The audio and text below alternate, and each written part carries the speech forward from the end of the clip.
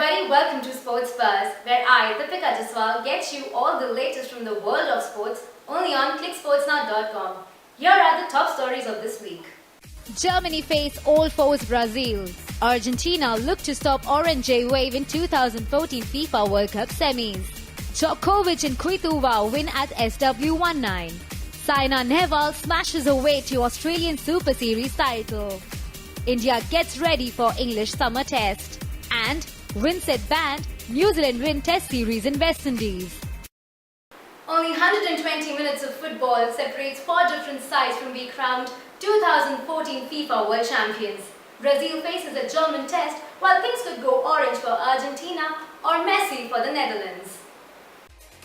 It's the real business end of the 2014 FIFA World Cup as the top four teams have made their way into the semi-finals. Brazil will play Germany in the first semi-final as the hosts attempt to navigate their way past potentially their biggest challenge yet. Brazil will have to be at their absolute best if they are to get past Germany and maintain their dream of winning the World Cup on home soil. They are missing star player Neymar after he fractured his spine in Brazil's quarter-final against Colombia, and they're also without captain Thiago Silva, who's suspended for the game after picking up a second yellow card in the tournament in their previous game. Meanwhile, for Germany, there are no new injury concerns, and that means coach Joachim Löw must decide whether or not to recall centre-back Per Mertesacker, who was dropped for the game against France. Argentina and Netherlands are set to lock horns for a spot at the Maracana Stadium and a shot at immortality in the second semi-final. The Argentines beat wildcard Belgium in the quarter-final thanks to an Higuain goal and proved that they do not solely rely on superstar Lionel Messi. Sergio Aguero has also been cleared by the doctors to play in the semi-final, although it's not certain yet if he will start for the team. But Angel Di Maria suffered a thigh injury and will probably miss the remainder of the tournament. The Dutch eliminated surprise package Costa Rica with a rather unusual move by manager Louis van Gaal as he replaced his starting goalkeeper Jasper Cillessen with Tim Krul for the penalty shootout. The risk paid off as Krul saved two penalty kicks, but the Ajax keeper looks set to return under the bars after all. Manchester United striker Robin van Persie seems to have overcome his injury problems as he played 120 minutes in the quarterfinals and proved to be a reliable force up front for the rest of the tournament. Stars are the sources of light, and this year's World Cup has seen many. Apart from some usual suspects, some lesser-known stars have illuminated the world of football, catching the eyes of the lovers of this beautiful game.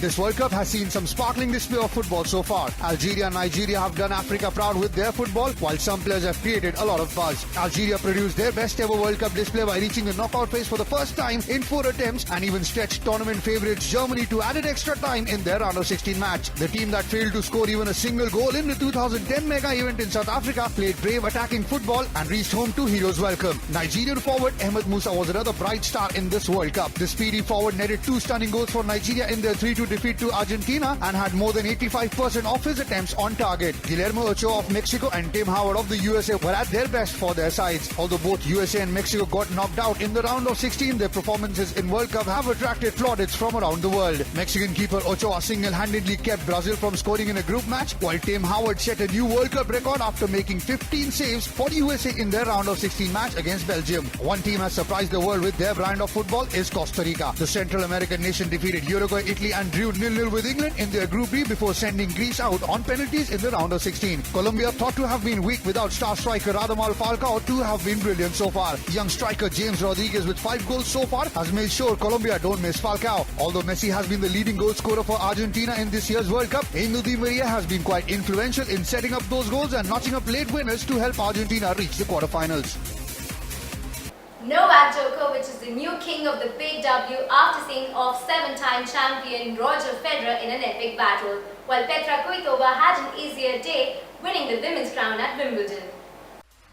Novak Djokovic landed his second Wimbledon crown and denied Roger Federer a record-breaking 8th crown at the All-England Club following a thrilling 5-set win over his Swiss rival in Sunday's final. Djokovic, who returns to the summit as world number 1 following his 7th Grand Slam victory, battled back from a set down and regrouped after a 4th set collapse to beat Federer 6-7, 6-4, 7-6, 5-7, 6-4 in a classic encounter on centre court. The victory ends a run of final agony for the Serb, who had lost 5 of his previous 6 at major events, and sees him leapfrog Rafael Nadal at the top of the world rankings. Petra Kvitova secured her second Wimbledon title in double quick time after romping to a 6-3, 6-0 success over Eugenie Bouchard in just 55 minutes. The 20-year-old Canadian simply unable to do anything to counter the brilliance of her opponent. Kvitova had gone into the 2011 final as a big underdog against Maria Sharapova but played a nerveless match, and she did the same this time round. Unseeded pairing of Jack Sock and Vasek Pospisil pulled off a major shock with a 7-6, 6-7, 6-4, 3-6, 7-5 victory over top seed Bob and Mike Bryan in the men's doubles final. Italian duo Sara Errani and Roberta Vinci completed a career Grand Slam after beating Timea Babos and Kristina Maldonado with 6-1, 6-3 in the women's doubles final.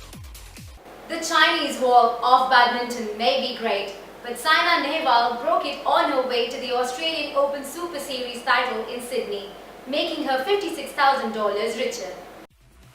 Ace Indian shuttler Saina Nehwal broke down the Chinese wall on her way to the Australian Super Series Open glory in Sydney. The world number 8 Indian defeated Carolina Marin of Spain 21-18, 21-11 in the final to clinch her second title of the year after she won the Indian Open Grand Prix earlier this year. Earlier in a tough semi-final match, the 6th-seeded Indian defeated world number 3 Wang Xixian of China 21-19, 16-21, 21-15. Saina started her Australian Open Super Series campaign against Sun Yu of China with a come-from-behind 22-24, 21-17, 21-10 win in the first round before getting the better of compatriot PC Tulsi 21-18, 21-15 in the second round. Her quarter-final match against Eriko Hirose of Japan turned out to be a walk in the park as the Indian eased to a 21-18, 21-9 win to enter the final four. By winning the Australian Open Super Series, Saina Nehwal pocketed $56,000.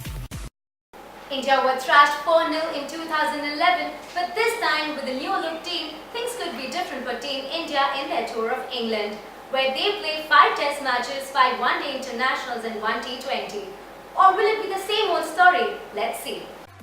India Tour of England begins on 9th July at Trent Bridge in Nottingham, which ends with the T20 match on September 7 at Edgbaston in Birmingham. The Tour of England consists of 5 test matches, 5 one-day internationals and only 1 T20. India look forward to show their improved batting and bowling skills in this series after being dropped 4-0 in 2011. India began their 2-month-long England tour with 3-day warm-up matches against county sides Leicestershire and Derbyshire. India drew with Leicestershire and defeated Derbyshire by 5 wickets. The 18-member Indian squad has only 3 players, Gautam Gambhir, skipper Mahendra Singh Dhoni and Ishant Sharma, who are familiar with the English conditions. The first 2 practice matches were vital for the players to accustom themselves with the pitches and the weather conditions. So far it has shown very positive response from the batsmen as they all have played well in both the practice games. One of the very few players who played brilliantly in that 4-0 thrashing in England, Rahul Dravid, is back with Team India, but this time not as a player but as a mentor. Commonly known as the Wall, during his playing days, Dravid debuted against England, scoring 95 in his very first innings, and since then enjoyed great level of success in England and also against England. At home, New Zealand cricket might have been in a fix, but away from home, a test series win over the West Indies might have worked as a softener. But still, what was Lou Vincent thinking back then? In a span of a week, New Zealand cricket has seen both tremendous highs and ridiculous lows on and off the field. Off the field, former New Zealand batsman Lou Vincent has been banned for life by the ECB after he admitted breaching the ECB's 18 anti-corruption regulations. Vincent released a statement saying that he was a cheat and that he had accepted money to underperform. Vincent is banned from all forms of cricket and prevented him from playing, coaching or participating in any form of cricket which is recognised or sanctioned by the ECB, the ICC or any other national cricket federation. The revelation came as a shock to the world and New Zealand cricket, and the board is now hell-bent on a cleansing drive. That drive started on the field when New Zealand cleaned up West Indies to win the third and final test match at the Kensington Oval by 53 runs to win only their second ever test series in the Caribbean. The Kiwis set West Indies a target of 308 runs to win the final test and the series, but the hosts were bundled out for 254 in their second innings. New Zealand's Kane Williamson was awarded the man of the match in the final test for his brilliant unbeaten 161 and was also adjudged the man of the series for his brilliant batting display, scoring 413 runs in the series. Earlier, New Zealand won the first test match by 186 runs, but the hosts levelled the series with a 10-wicket win in the second test at Port of Spain. Well, that's all for now. I'll be back next week with some more buzz on the circuit. Meanwhile, keep logging on to clicksportsnow.com for more sports updates. Till then, take care of yourself. Bye-bye.